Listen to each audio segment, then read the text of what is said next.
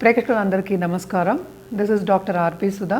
ఇప్పుడు మనం మాట్లాడబోయేది ఈ నెల రాశి ఫలితాలు, అంటే జూలై 2024 రాశి ఫలితాల గురించి మాట్లాడబోతున్నాం.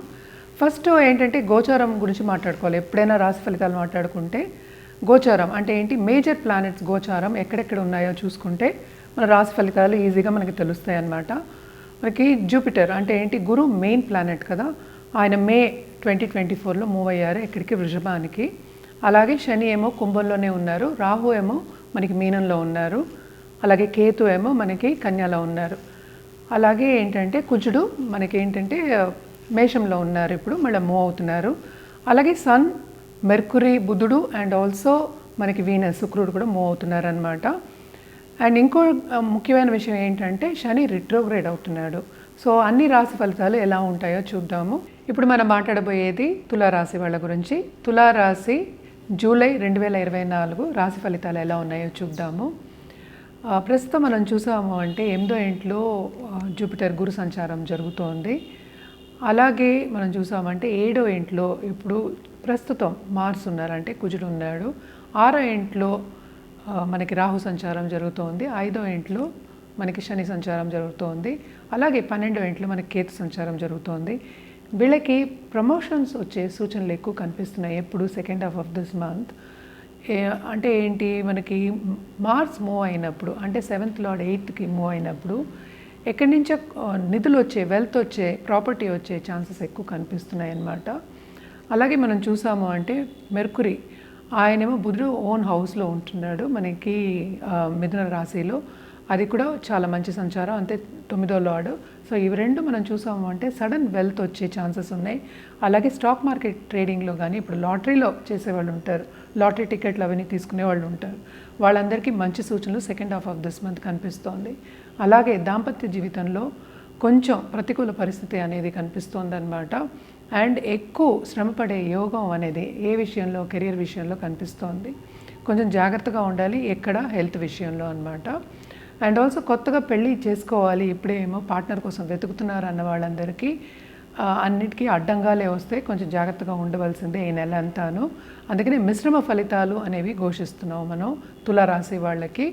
అలాగే దూరపు దేశ సందర్శన అనేది జరుగుతూ ఉంటుంది అండ్ ఖర్చు కూడా చాలా చాలా అధికమే ఉంటుంది. సో ఫైనాన్షియల్ ప్లానింగ్ అనేది వెరీ వెరీ ఇంపార్టెంట్, తప్పక చూసుకోవాలి. స్టాక్ మార్కెటింగ్, ఇన్వెస్ట్మెంట్ రంగంలో ఉన్న వాళ్ళు కూడా కొంచెం జాగ్రత్తగా ఉండాలి. మరీ ఉన్నదంతా పెట్టేసుకోకుండాను కొంచెం జాగ్రత్తగా ఈ నెలంతా గడుపుకోవాలన్నమాట. అలాగే లోన్స్ తీసుకోవాల్సిన పరిస్థితి కూడా రావచ్చు by end of this month అనమాట. దాంట్లో కూడా జాగ్రత్తగా చూసుకోవాలి, ఎస్పెషలీ ఫైనాన్షియల్ విషయంలో కొంచెం జాగ్రత్తగా ఉండవలసిందే. అండ్ ఆల్సో మనం చూసామంటే స్టూడెంట్స్కి చాలా చాలా బాగుందనే చెప్పుకోవాలి. ఈ రాశిలో ఉన్న స్టూడెంట్స్ చాలా విస్తరిస్తారు, చాలా బాగుంటుంది వాళ్ళకి. వాళ్ళు అనుకున్న సబ్జెక్ట్స్ వస్తాయి, వాళ్ళు అనుకున్న యూనివర్సిటీ వస్తాయి. అలాగే మనకి స్వదేశంలో కాకుండా దూరపు దేశంలో కూడా వాళ్ళు వెళ్ళి చదువుకునే అవకాశం అనేది వస్తుంది, చాలా బాగుంటుంది వాళ్ళకి. స్టూడెంట్స్కి మాత్రం చాలా బ్రహ్మాండంగా ఉందని చెప్పాలన్నమాట. అండ్ ఆల్సో మనం పరిహారాల విషయానికి వస్తే తప్పక శనికి దానం ఇవ్వడం అనేది ఒకటి వెరీ ఇంపార్టెంట్.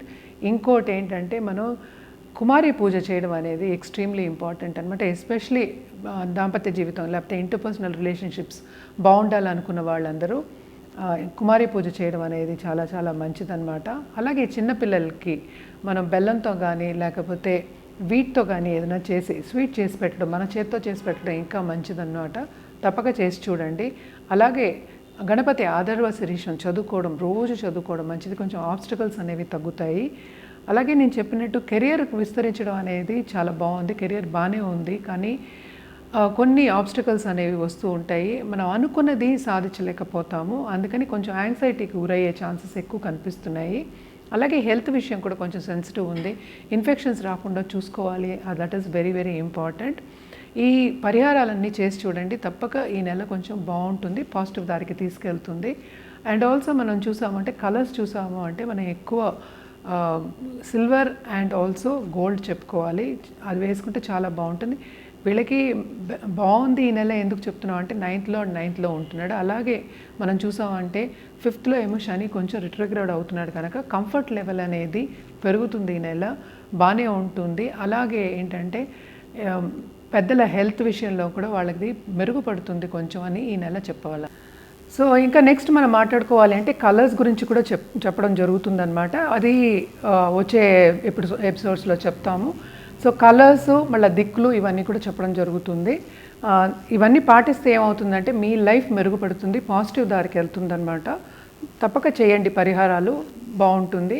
అలాగే మా దగ్గర ఏంటంటే జెమాలజిస్ట్ ఉన్నారు, మంచి వాళ్ళు ఉన్నారు.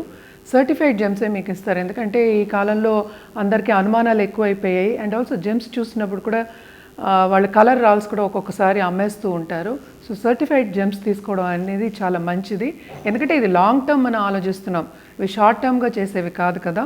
సో లాంగ్ టర్మ్ ఆలోచించినప్పుడు సర్టిఫైడ్ జెమ్స్ తీసుకోవడం అనేది చాలా మంచిది. అలాగే పరిహారాల విషయానికి వస్తే తప్పక ఏంటంటే పూజలు, ఏ జాతకం రీత్యా మనం ఏ పూజలు చెప్తే పరిహారాలు చెప్తే చేయడం అనేది చాలా మంచిది. ఇంకో ముఖ్యమైన విషయం ఏంటంటే అస్ట్రో క్యాంప్ ఎవ్రీ సండే ఉంటుందన్నమాట. తప్పక కింద స్క్రోల్ అయ్యే వాట్సాప్ నంబర్కి సంప్రదిస్తే అన్ని వివరాలు చెప్పడం అనేది జరుగుతుంది.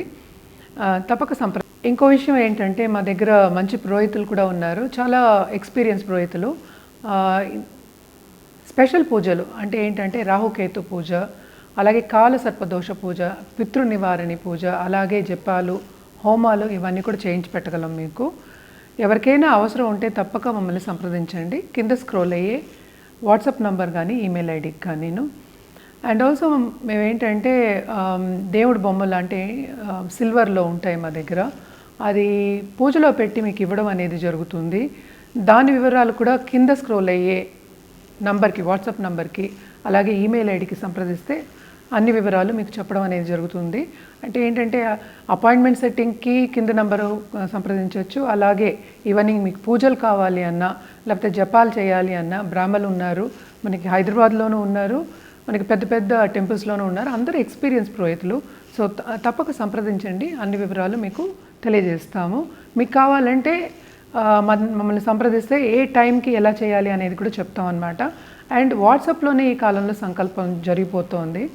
సో మీరు వాట్సాప్లో కూడా మీ సంకల్పం చూసుకోవచ్చు. తప్పక సంప్రదించండి. Thank you so much. నమస్కారం. ఇప్పుడు నన్ను కాంటాక్ట్ చేయాలి, మీ జాతకం పరిశీలించుకోవాలంటే తప్పక కింద స్క్రోల్ అయ్యే నంబర్కి, అలాగే ఈమెయిల్ ఐడికి కూడా కాంటాక్ట్ అవ్వచ్చు. ఇంకోటి ఏంటంటే జనరల్గా పరిహారాలు చేసుకోవాలి అంటే మనం ఎప్పటికైనా శక్తికి చేయమని చెప్తాం, అంటే దేవి రూపానికి చేయమని చెప్తాము. లైఫ్ అంతా బాగుండాలి, ముందుకెళ్ళాలి, మీరేంటంటే ఉన్నత స్థాయికి రావాలి అన్నప్పుడు ఏంటి 2 విధాలుగా చెప్తాం రెమెడియల్ మెషర్స్. ఒకటేమో జెమ్స్ అంటే జాతిరత్నాలు, ఇంకోటి ఏంటంటే పూజలు చేయాలి అని చెప్తాం.